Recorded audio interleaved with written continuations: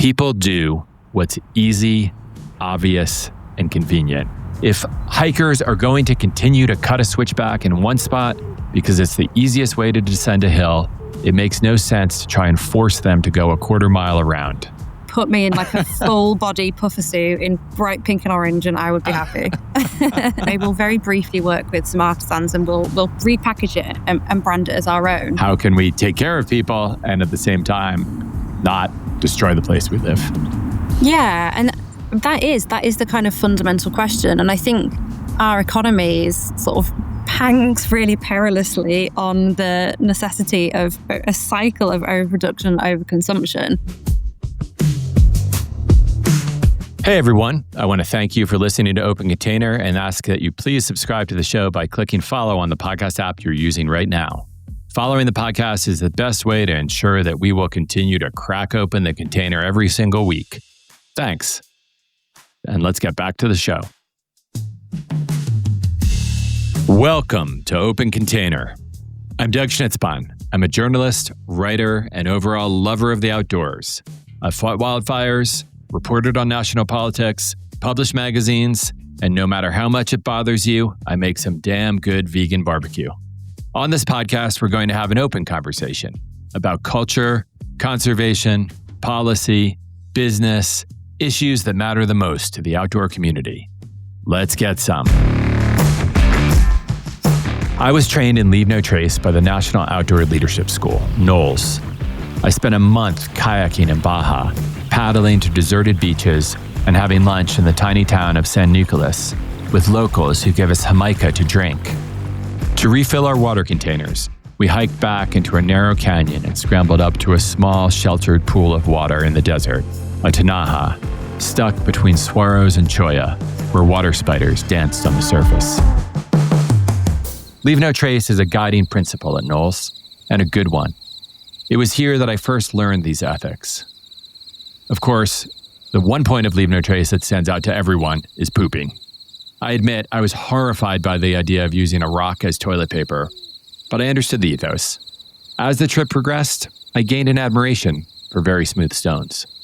What I learned about the planet, about Leave No Trace minimizing impact, and simply doing as little damage as possible, was not just good for the health of the ecosystem, but also for our communities and humanity in general.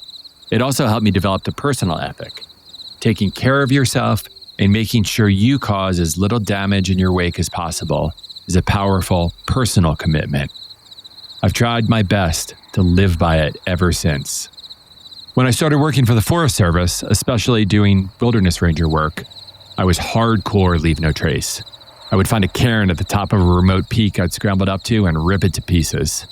I would destroy fire rings, scatter the rocks, and drag logs into campsites to obliterate them. I took these ethics seriously, almost too seriously. At one point, I went to a wilderness ranger rendezvous, a gathering of professionals and seasonals who worked in wilderness areas for the Forest Service, National Park Service, and Bureau of Land Management. It was a powerful gathering full of ideas. And of course, we discussed ethics. My mind changed then and there. I gained a deeper understanding of the ethics in my own heart and how to teach them, how to really make a difference. A wilderness ranger or manager from Mount Rainier National Park gave a speech, mostly about people cutting switchbacks on trails. She brought up a principle that has guided me in multiple ways, from working on trails to making business decisions ever since. It was simple. People do what's easy, obvious, and convenient. If hikers are going to continue to cut a switchback in one spot because it's the easiest way to descend a hill, it makes no sense to try and force them to go a quarter mile around. You have to work with what people will do naturally. You have to construct a trail that follows that shortcut, or give them a compelling reason to take the longer way around. Likewise, she said, if you destroy a lakeside campsite and it's one of the few good spots to camp around the lake, people will still camp there, despite Leave No Trace ethics suggesting otherwise. The better solution is to make that one spot as durable as possible so that people camp only there and don't damage the pristine surroundings. People do what's easy, obvious, and convenient. That's the key to successful efforts when it comes to sustainability. We can't force people to do the right thing. Think about when consumers make buying decisions. We'd love to believe that sustainability and ethics are driving those choices. And for a small, vocal subset of people, that's true. But generally, buyers look at price. They look at how good it looks on them. They look at how it's going to be used. This reality isn't a bad thing. If you want to make a sustainable product, if you want it to succeed, you have to make the better product also the easier, more affordable, and more attractive choice. That's the secret to success and to good business. Sustainability is a buzzword that's used so often and sometimes so vaguely that we don't even understand what it means anymore. That opens the door for greenwashing, talking about sustainability without doing anything to actually reduce our impact on the planet. And let's talk about that impact. Currently, we are a blight. We continue to use up resources, pump pollutants into the groundwater and atmosphere, and consume as if our resources will last forever. All of this while our population grows exponentially and our ecosystem faces increasing damage. We only have one planet, and yes, it's resilient, but our ability to live and thrive on it depends on making responsible choices.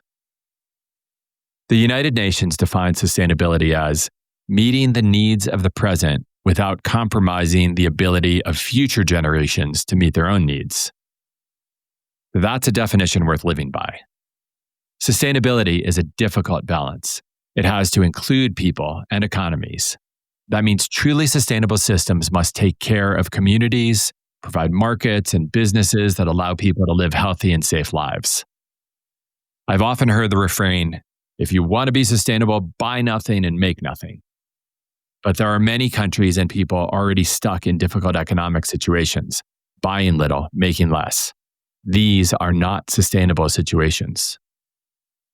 The root problem is that sustainability is not always easy, obvious, or convenient. The easy thing to do is pollute, to cause damage, to ignore the consequences for business, for industry, for human impact. And we have plenty of politicians and groups who will continue to do the easy thing. In fact, we're now seeing a rash of laws that make it even easier to do the wrong thing. This short-sightedness is catastrophic.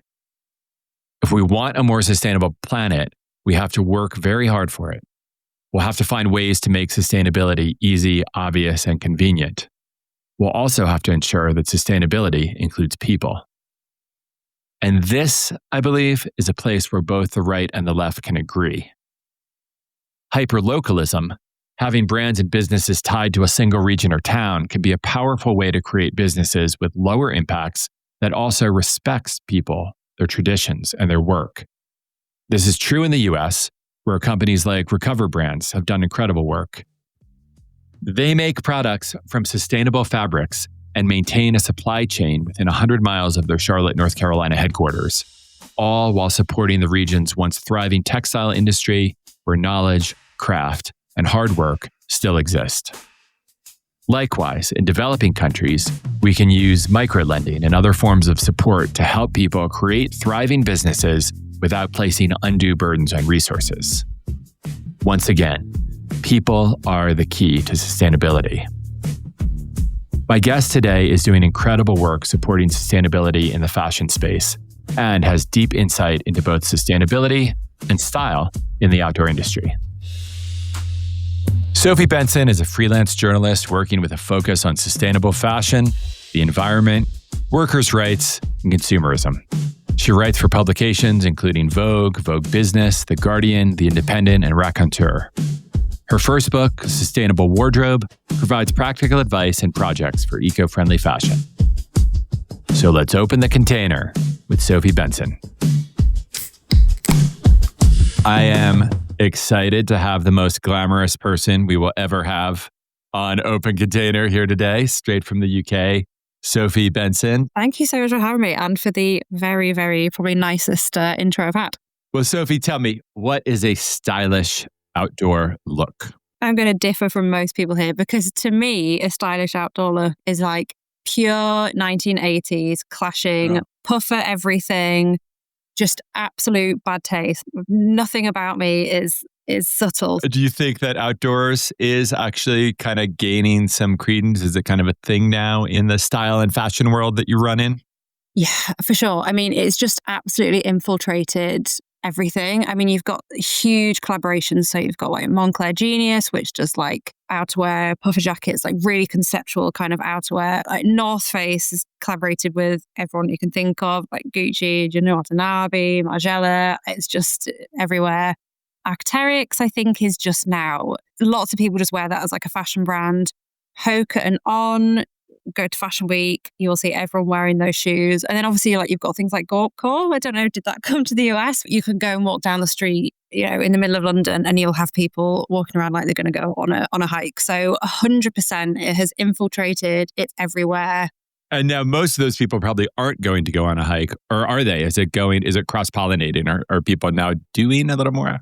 I think it's hard to say. I would say that the way I'm seeing it is that I think fashion is kind of taking the aesthetic side of it. I mean, I'm sure there are definitely functional elements to the clothes and looks just by kind of definition, by design. But I really think that fashion is more just taking it looks great. We like the look rather than here's our fashion editors and they're all going out on a hike. I'm definitely seeing kind of outdoorsy shoots and lookbooks and things like that. But I can't see yet that it's translating to like a big relationship with the outdoors.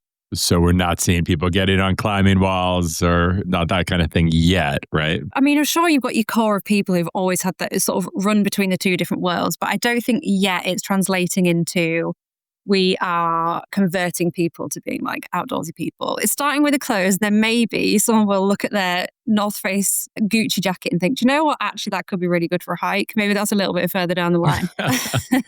They're going to see you in that full puffer bodysuit and definitely want to be like you and get out there. Right? No one will be able to resist. Everyone's going to want to be in on that. Where do you go in that full puffer suit?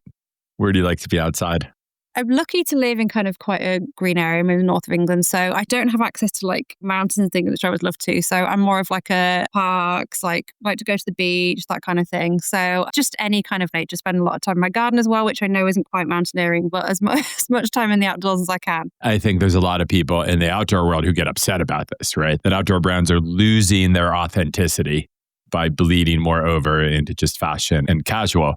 There's other people who think that's a great thing because the brands and the aesthetic need to evolve so that gardening can be just as much outdoors as mountaineering, right? Yeah, I think so. And I do get that. But at the same time, I think when you start to move past even the kind of gatekeeping of an aesthetic, then maybe that's a gateway into, okay, you're opening up the world in general. Like if someone might not have heard of like Museum, for example. Everyone's wearing their bags that they have with the Caribbean. It's like they're a big thing. People probably hadn't heard of those until like they saw their mate who works at a magazine wearing one. But then maybe if they're introduced to that and then they start following them on Instagram, for example, and then you think, oh, okay, maybe this looks like a good pastime. So I do get that. I do kind of get that protectionist kind of response that people would have. But I think if there's any way to kind of spread the appeal of actually being outdoors, and then therefore actually build a relationship with nature, with what we're taking from it, with natural resources, then I do think it's a good thing. Is it happening on a grand scale? Maybe not. But if you're kind of getting the message out there and opening the doors to it, then, I think that can only be a good thing. Well, and I guess there's the utility too, right? That outdoor brands are using materials that are going to hold up better maybe than some other from outside the outdoor brands. As well as usually outdoor brands have a good sustainability story too. And I know that's another focus of yours. Yeah, definitely. There are huge conversations in fashion at the moment about things like durability, about things like repair and circularity. And that definitely has been a thing in the outdoor community for a while, whether it was like gaffer taping up a hole in your coat or actually re-waterproofing it, all those kind of things. So I think if we can kind of borrow that ethos, then great. Definitely I want to see more of it. What outdoor brands get it? What outdoor brands? I mean, Arc'teryx you mentioned, right? Are there other brands that you think really understand how to keep their core authenticity, yet also move into a broader appeal? For me, I mentioned them earlier, but the one who I think is just absolutely infiltrating fashion at like a pace I've never seen before is definitely the North Face. I still consider it one that is trusted for its quality. and still has that kind of, I guess, like believability and authenticity on both sides. So I think that's a good example of kind of a brand that I think couldn't bridge both. But then also, I think there are brands that haven't tried to do that, but have just kind of been adopted into the fashion world anyway. So like Cotopaxi, for example, I have a lot of time for that brand.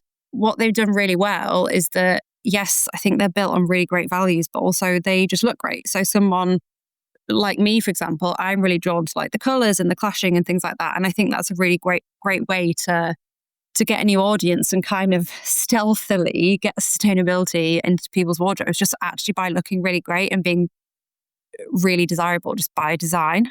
Yeah, that's a great point. I've always thought that, as much as people push for sustainability, it's not really a consumer choice, right? I always think the first thing people are going to look at is price. For most people, there's people who don't care about price. Then they really care about how it's going to look on them. Utility, how they're going to be able to use it, and then sustainability is sort of an added value at the end, right? Yeah, I mean, absolutely. And I think research has shown us that time and time again, that if for every survey that says people are willing to spend like 30% more to get more sustainable clothes, the intention versus the action is very different. And we know that when you're being interviewed for a survey, that you kind of say things that reflect well on you. It's kind of a proven thing. We're not very reliable narrators of our own intentions. So absolutely, you have to hit those points. And I would love it if everyone's first choice was, is this got emotional and physical durability? But it's just not the case. You have to hit price. You have to hit, like you say, the other aspects too. It's just non-negotiable. And someone's not going to buy something just because it's sustainable. It has to tick all the boxes. Yeah, I think some of those brands you talked about too. I mean, Arc'teryx, I put an Arc'teryx jacket on and it just feels and looks good, first of all, right? Cotopaxi as well. You're like, I think especially with younger demographics, it's caught on. It's really big. So the fashion still rules no matter where you are, right? Absolutely. Yeah. And I mean, even with me, like everything about kind of what I do, what I write about is 100% kind of driven by sustainability. It impacts everything I do. But if I don't like how something looks, if it's not going to work in my wardrobe, then I'm still not going to buy it. It could be made with the best materials out there by someone who's paid incredibly well. But if it's not my color, if it's not my style, I'm not buying it. I know that another one of your focuses is consumerism, and I love that as just a focus in general to think about how we buy things and why. Do you think that the outdoors kind of as a sector is getting overly commodified, overly consumist? Is that a problem? I don't know. Yeah, I mean, I think it suffers from the same pressures that the rest of the apparel industry does. For all of the kind of wishes and wants for things to be used for life, for generations to be repaired, etc., brands still have the pressure to keep selling. So of course that is going to come in to the marketing. And I think there's just an inflation of consumption that we've seen across the last sort of 20, 30 years. So whereas before, you might have had an outdoor coat and that would kind of work for all scenarios. You might want the new season limited edition. You might want one that you go skiing in. You might want one that you go walking in, whatever. And I don't think we take a sort of multifunctional approach to things from a sort of consumer perspective anymore. It's that consumption inflation that I think every industry is suffering from, including the outdoor industry. And it just inherently seeps into marketing strategies. It kind of has to survive, which is a really sort of sad fact. But I think that is kind of the way it is at the moment. Cross-country skis run into this problem. If you create something that you're going to own for 20, 30 years or more, it's hard to keep going as a business, right? Because you've made that one sale and you can't make another sale. To me, that always seems to be one of the biggest hurdles if you're trying to work in sustainability and work in a consumer society, right? How do I make money and do the right thing is tough, right? Yeah. But I mean, I guess that's where you have to look at other revenue streams. So you have to look at things like repair. You have to look at things like resale. And even like, especially for outdoor wear, I think it's way more appropriate for outdoor gear than it is for fashion. It's things like modularity. Like, can you sell a core piece that is supposed to last for 30 years, but then does it have a hood? Does it have like, I don't know, zip-on mittens or like a rain shell or something like that? I think you can build in really interesting, like functional modularity models that have real world scenarios. I think it makes so much more sense for outdoor gear than it does for fashion, where you kind of want a new look for every event or whatever it is. If you take the creativity that you need to design clothes and actually add that to your business model, I think you can make money without just having to sell new things every season. But it just takes a bit of bravery, and it's hard to be the first brand to do that. Well, let's back up a minute maybe, and I'll ask you a broader question, which is, what is sustainability? What does it mean to you? Yeah, God, that's so hard. And I kind of feel like the definition has changed because the goalposts have moved. So honestly, if you'd asked me kind of 10 years ago, what sustainability, I would have said things like, it's using better materials, it's resale, it's repair. But I think now we've kind of realized it's not enough. So I think realistically, this is what it should have meant the whole time. But I think now I frame it more specifically in terms of kind of planetary boundaries. So what actually can physically the planet sustain? So are we using resources at a rate faster than they can be regenerated? Are we creating waste at a rate that's faster than it can be dealt with? I think the answer to that currently across the board is yes. Until we're willing to, and I know the word degrowth I think is thrown around a lot, but until we're willing to actually reduce output to a level that is in line with safe planetary boundaries, and I don't think we can really claim sustainability, because the fact is it cannot literally ecologically be sustained. And I think we have to start looking at it like that as we start to cross, various tipping points.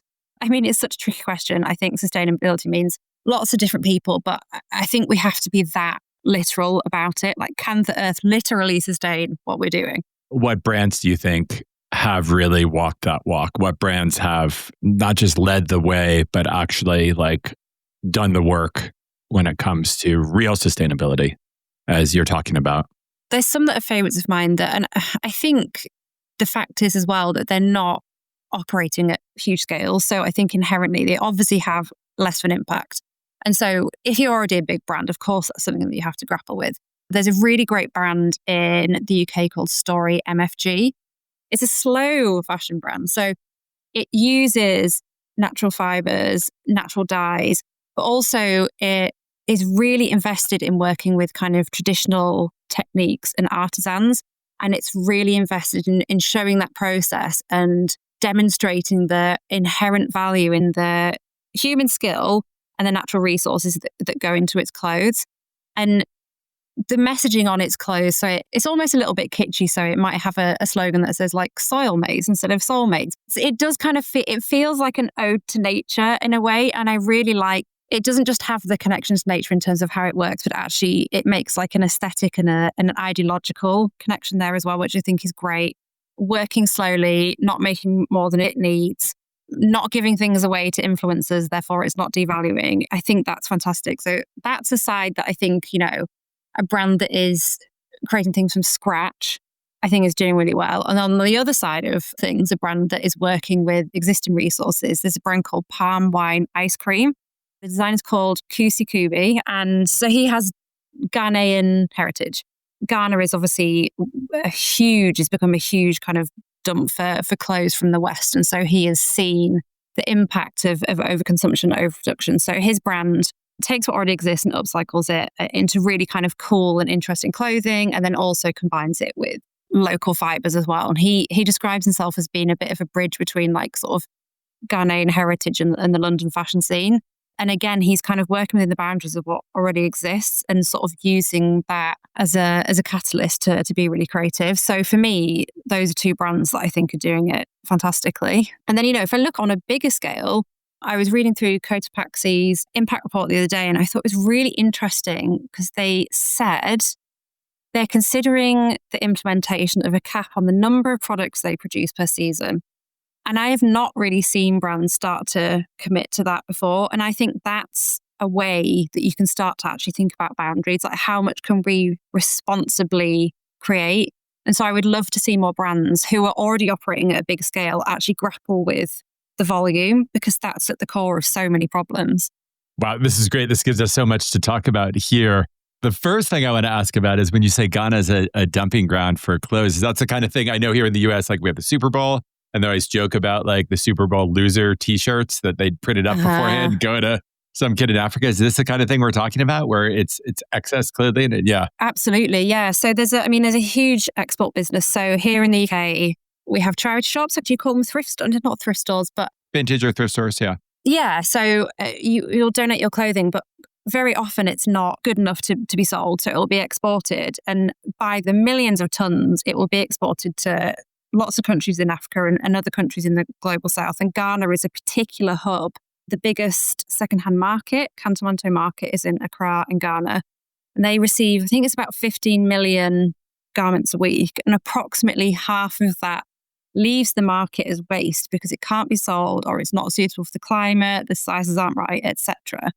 And so, there are really impactful images of clothing just piling up, it's impacted into the soil, it's tangled into meters and meter long. They call them tentacles, actually on the beach, in the ocean. So it's massively impacting the local community, the local environment, but it's also our influx of waste has also kind of decimated local textile industries because the cheap price of it undercut local textiles, left people without jobs, they were forced to work in the second-hand market. So the impacts are so far-reaching that I think brands have to take responsibility or be accountable for the waste that they generate before it goes offshore. That's wild. No, the second thing you brought up, and I think is really interesting, is talking about, when we talk about sustainability, we're also talking about the people, the artisans, right? Not just the artisans, the knowledge, right? The knowledge base from cultures, from communities, from all of that. Here in the States, often conservatives will love to make fun of some liberal idea of sustainability or something, but this actually gets in what's also a conservative idea, right? Which is scaling back from globalization.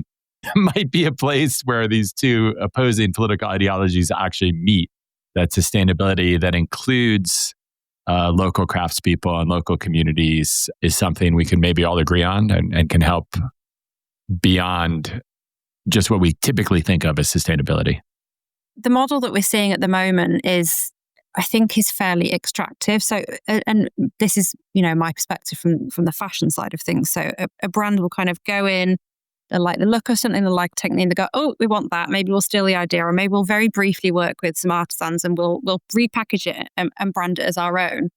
Whereas there is really a move to kind of, as any community should have, actually reinstate that agency, that they own that intellectual, that cultural intellectual property, that they own that technique and that they should benefit from it. And then any use of it should be based on kind of consent and consensus. When you start to look at it from that point of view, then I think things start to become a lot fairer. And then what you can also see is an industry that can work in tune with more traditional, not just production techniques, but actually production timelines, which are obviously a lot slower than what we're used to. I think that'll be something to grapple with. But I think for me, that is definitely an avenue to just a much better, more grounded and localized industry, like you say, which I just think is a really interesting point you make about that it's weirdly a middle ground between the left and the right. We kind of all want nearshoring and onshoring, but I don't think we maybe don't want it for the same reasons, but maybe we can make some progress there.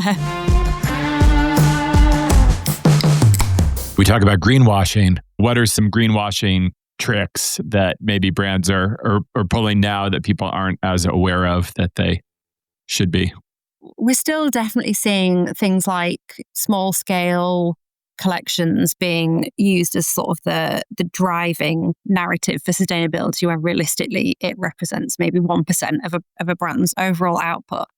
But, things that I'm seeing now that I think are a bit more under the radar, we're using digital sampling methods, for example. So therefore, we don't have any waste. But okay, well, maybe you're designing digitally, so you're not sampling, but then you're making your garments out of 100% plastic. Also, things like, are we using AI forecasting so we can kind of forecast demand more accurately, but then not actually talking about, well, what are the volumes that you're pumping out? I'm seeing a lot of kind of reliance on the use of technology to say that, we're cutting waste without actually an acknowledgement of what's the core business model. It's overproduction. I'm expecting that we'll see a lot more of that. It's what I'm seeing in my inbox in terms of press releases. So I think if they're sending it to journalists who are going to scrutinize it, then certainly it'll be going out to the public. That's great. So that's a big red flag if we're using kind of tech to make our process better. Is something you have to, maybe not red flag, but something you really have to look at to prove that it's effective or what it's supposed to be. Yeah, I think so, because it looks at such a small element of the chain. It says we're reducing sampling waste or things like that, but it's like, okay, but what about the waste at the end of the chain, for example? So if it's not holistic, if it's just focusing on a really, really tiny bit of the supply chain or the production chain, then, I would argue what kind of impact is it really having? And on the flip side, is there, what can brands do, maybe even small efforts that might not get as much attention, might not sound as good as a press release, but really make a big difference? A thing that I always think is great and that I will champion is actually just really boring, which is financially supporting decarbonisation and climate adaptation within the supply chain. That really doesn't roll off the tongue. It doesn't sound particularly exciting. But it's things like funding your factories in your supply chain who you don't own but make a lot of money for you, to move away from things like coal-fired boilers and installing solar panels. It doesn't sound great in an Instagram post. It's not going to be in your lookbook. Given that the production of garments is where the biggest impact lies and where the biggest carbon emissions lie, that kind of behind-the-scenes financial support is actually really huge. If I see a brand talking about they're actually making financial commitments to decarbonising the supply chain, I'm like, absolutely fantastic. Talk to me more about it. Which boilers are you using? You have this great book, Sustainable Wardrobe, with practical advice, projects, and hacks for a more eco-friendly closet. Do you have any insights for our listeners for assembling a more eco-friendly outdoor wardrobe, outdoor closet? It's definitely the same principles. I think it's just really the basics. So buying secondhand, or even using, you don't even have to buy it. Like, what do your parents have? What do your friends have? What do your family have? So using what already exists, 100%. Repairing, and I think that's becoming easier as brands are actually offering more repair services, especially online when you can send things in and you have a sort of direct access to it. Taking care of your garments, again, is another huge thing.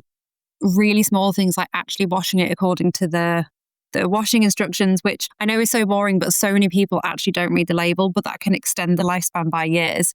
Those are all things that I think are really important. And then I think, there are some really cool people out there doing great work. So only recently I learned of an organisation called Reaction Collective. I think they're primarily based in Europe, and they're all kind of outdoorsy people. You're like, climbers, hikers, people who have built their livelihoods and their personal lives in the outdoors. And they're just trying to collectively, as a cooperative, tackle the glut of outdoor gear together. So they're doing things like repair, resale, rental. But what they're also doing is taking the money that they generate from that and kind of redistributing it, I guess, within nature, and funding really important programs and initiatives. So I think looking out for things like that as well. So if you're looking for a new coat, can you just have like a post-it on your laptop or something that says, firstly, secondhand first is always my rule. Let me see if I can find a collective. Let me see if I can find resale. And then if that really doesn't exist, then let me go down the other avenues. Yeah. And that touches on something I think is really growing and becoming even bigger, especially with Gen Z kids out there. We've got an 18-year-old and a 21-year-old, and they really seem drawn to used gear, to thrifting, to vintage gear and all that. And I think it's going to become a bigger part of the market. Is that a trend that even in the fashion world you see expanding? Oh, 100%. I mean, in the sort of fashion space, there's so many platforms now. You've got like Vestiaire Collective at the luxury end, you've got Depop and Vinted for kind of more affordable pieces, and people sort of within my peer group, within my wider network, who are lifelong fast fashion fans, are using those kind of platforms because it has that same kind of functionality. You can like click on something and buy it, but it's secondhand. The secondhand apparel market is on track currently to grow faster than the overall kind of new global apparel market, which I think is really exciting and definitely needs to happen, because if you just think about how much stuff is out there, it needs to go somewhere. It's not just the sustainability appeal. I think secondhand ticks the boxes of the things we were talking about earlier. So it ticks like price, because where else are you going to get like a great jacket for like half the price, 20% the price than you would new? There is the storytelling that I was talking about before. Like, one of my favorite things about buying secondhand is if I find, you know, like a receipt, or I found like theatre tickets in the pockets of things, and it's that little bit of history. And I guess with outdoor gear, you can make up these stories. Like, you could imagine like, what mountains has this been up, or like what rivers has this been down?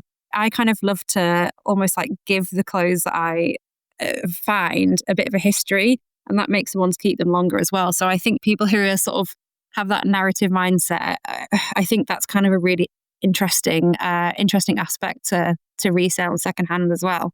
Oh, I'd love that. And I'd be interested in seeing retailers do that, right? Are retailers going to curate these pieces, right? Or are they going to show like, hey, here's our Cotopaxi jacket from the first year Cotopaxi existed or whatever, and that might want people want it more. Yeah, here's a jacket. When someone brings something into consignment, I would love that if they got to tell the story. I was like, yeah, I took this jacket to Finland and I took it to ski in Japan or something like that. Yeah, well, if anyone uses that campaign, then just they can send a check to me. We might see maybe more access to that kind of thing. We have like digital product passports coming in EU, where you will have access to the story of your garment beyond the first point of sale. So you can see if it was repaired in, I don't know, in the French Alps or something, and then I buy it in Manchester. And then so you could actually create a picture. These initiatives that are coming through from legislation could actually help to kind of bring those narratives in as well. So I'd be really interested to see how people interact with those on a personal level. Yeah. And I mean, thinking about supply chain stories even too, right? I've always thought it'd be interesting, almost impossible to do a story on taking a sneaker, a trainer, as you call it, and looking back and looking like everyone who touches that or has some part in the economic chain before it gets to you, right? From the person who sells it to you, from where the materials are coming from, the people who assembled it. There's such a story behind everything we wear, everything we buy, right? That aspect, exactly what you said then, was pretty much what changed my entire approach to fashion. When I actually thought about the hands that have touched the garments that I'm wearing, all the hands along the way, and I thought about the human impact, that was a complete kind of eye-opener. I was like, right, something needs to change about the way I'm doing things. When we say, like, if we stop making things, are we taking economic livelihood away from people, right? I mean, that's always the most difficult balance, I think, when it comes to sustainability and caring for the planet. Like, how can we take care of people and at the same time not destroy the place we live? That is the kind of fundamental question. And I think our economy is sort of pangs really perilously on the necessity of a cycle of overproduction, overconsumption. And we saw, during COVID, when sales dropped, how garment workers were really the first ones to suffer. Brands were kind of shoring up their revenues and saying, we're not paying you. People going hungry, people weren't receiving their wages. So if volumes just fall off a cliff, that would have huge social impacts. And as much as sometimes when I just see the piles of stuff, I just want to say, we just need to stop making stuff now.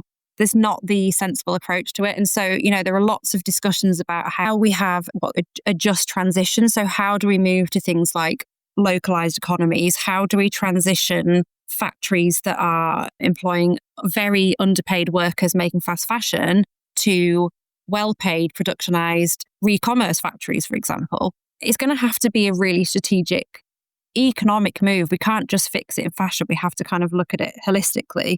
And it will have to be a really protracted kind of long-term view. I know that I mentioned Cantamanto Market earlier, who are, of course, they're absolutely the front line of all the stuff that is being exported. And they have called for a mandated reduction in production volumes. And yet even they say, well, it needs to be phased from X% reduction and along the years, because, they are aware of the impact suddenly falling off a cliff would have. So I think we can do it, but we just have to think really carefully about livelihoods and making sure we're transitioning to kind of circular employment in a really kind of meaningful and thoughtful way. You sort of started to mention it, I think, when you talked about thinking about where the apparel came from. But how did you get where you are now? How did you come onto this path of fashion, of sustainability, of looking at this broad view of apparel and stuff? Yeah, so I actually started my career as a stylist. I specialized in working with kind of small independent brands. But the thing about small independent brands is that they obviously have small budgets too. So I was kind of making ends meet by working in fast fashion studios and doing e-commerce work. So you would have like a rail of 200 garments. You'd have to shoot them all in a day. And it was really fast. And I just became so aware of the lack of quality, just sheer volume of just rubbish product that was going out there. And also just the tension in the offices and how unhappy people were working in these environments. And so that kind of made me think really carefully about what do I want my input into the fashion industry and the world to be. And that's when I started thinking about who's making these garments, how long are they lasting, what's happening to them at the end. And so I kind of made a decision that I needed to move away from that. And I'd always kind of written along the way. I'd have blogs, I used to have a little indie magazine. So I sort of transitioned and decided to draw on those skills. And I moved into journalism and just had no experience and no qualifications and just started pitching editors until they would actually listen to me. And in the end, it worked, but it took a while. Well, and it seems that you were on the leading edge, though, of this wave, I think, in fashion, as fashion is, and I think as more younger people come into fashion, of adopting more sustainability, right? More sustainable efforts and making this a part of everything. Yeah, definitely. And I think there was definitely a huge shift, maybe like 8-9 years ago, where fashion started reckoning with itself and started publishing more on sustainability. And because I had sort of been in editors' ears saying, you need to be writing about this, here's my pitch on this. I think when they finally realized, okay, we need to cover this, they were like, oh, who was that person who was in my inbox, 6 months ago, a year ago? So yeah, I kind of got in there before the wave, I think, luckily. Right now, I think sustainability is obviously being recognized, but we're not fully there with brands. But is there a tipping point when you think we'll really see major changes everywhere when it comes to sustainability? I think maybe if you'd asked me that a few years ago, I would have believed it more. But I think it's really interesting because this, not to be you too got depressing. cynical, you got jaded. I did. Yeah, because there's such an interesting phenomenon that we have. It's really interesting that we have a really politically engaged younger generation who at the same time are the biggest consumers we've ever seen and who hold two things in their mind. So they're very, very acutely aware of the impact. And at the same time, they will shop at Shein because they deserve the low prices. And it's really hard to kind of fight with that. And at the same time, we've seen like the move towards the right on the political spectrum. So I think at the minute, I'm finding it hard to see that. I think we need to see more of a political shift to force brands to change. Because at the minute, if you are big capitalist brand and you're flourishing and you're making profits and you kind of fit into that mindset, then is there really an incentive to change? So I'm not as confident in that as I was a few years ago. I think we need to see broader change, not just in the fashion industry. It has to come from elsewhere in the ether as well, I think, to sort of force the hand. I mean, this is where the outdoors kind of comes in though, right? Because there are brands in the outdoors who are simply going down a sustainable path because they want to, because it's the right thing to do, because it's what they believe in, right? So there's some hope there that other brands might. Yeah, I mean, I don't want to be too disheartening to everyone. Oh, no. Yes, 100%, despite the kind of current climate and the massive incentives to do the wrong thing, I find it really inspiring that there are still people who just do it because it actually is the thing that you should do. Servitude to the next generation, servitude to, the environment, etc. And acting as stewards rather than kind of extractors and exploiters. So yes, I'm really happy that those kind of brands do exist and really stick to their values. On days when I'm reporting on the absolute ugliest side of the industry, I really, really cling to their existence. So on a more positive note, moving forward, how do you see both the fashion and outdoor industries evolving? Like, what are we going to see in the next couple of years, in the next 5 years, as far as you can tell, or as far as you hope? There's definitely a lot more investment in the circular economy. You have fast fashion brands who are launching repair, which I didn't think I would see. So that's huge. Like, that actually, the giving consumers the kind of agency and ability to actually hang on to their stuff for longer is massive. So I think we're going to see more of that. And we're definitely seeing, slowly and incrementally, but we are seeing the life cycle of clothes increasing, which is fantastic. So I think that's great. And, you have things like emotional durability actually being regulated, which is a difficult thing to do. But, if those kind of considerations are built in at the design stage, then that's fantastic. I think and hope that we're still going to see discussions about brands kind of really coming to terms with the fact that volume is the issue. I mentioned the cotopaxi thing earlier, but they're not the only ones who are kind of having this discussion and being open about how much they actually produce. So I really want to see more transparency around that. And I think we will.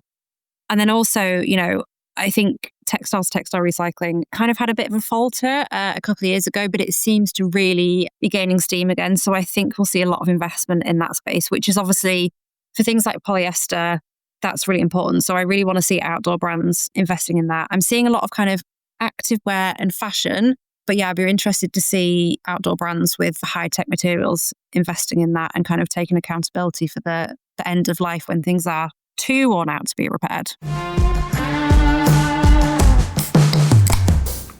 Well, Sophie, I can't tell you how much I've enjoyed this conversation. It's really great to talk to someone who, with such broad and nuanced knowledge, when it comes to sustainability, when it comes to apparel, when it comes to markets. You're just amazing. So it's been great to talk to you.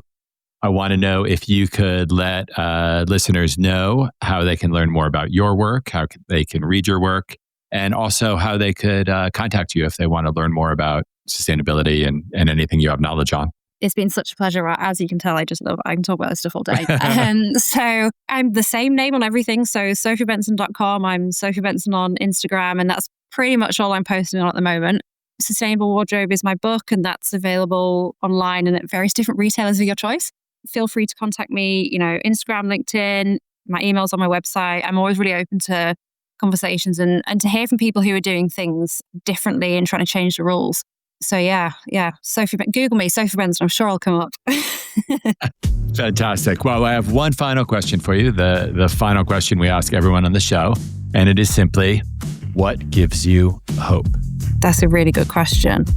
For me, what gives me hope is the people who I have met who are on the front lines of the climate crisis, who are continuing despite everything that's thrown at them. I think it's really, really easy to despair.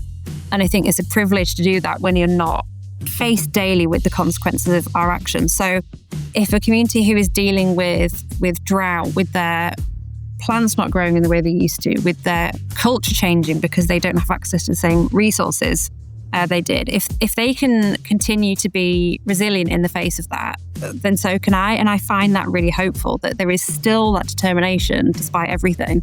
What a fantastic answer. What a fantastic person you are. So glad to have had you on as a guest. Take care. Thank you so much. Thanks for imbibing Open Container, a production of Rockfight LLC. Please take a second to follow our show on whatever podcast app you're listening to us on, and send your emails and feedback to myrockfight@gmail.com. Learn more about Sophie Benson and her work, and order her book Sustainable Wardrobe, Practical Advice and Projects for Eco-Friendly Fashion at sophiebenson.com. Follow her on LinkedIn and Instagram at Sophie Benson. Our producers today were David Karstad and Colin True. Art direction provided by Sarah Gensert. I'm Doug Schnitzbahn. Get some. Thanks for listening.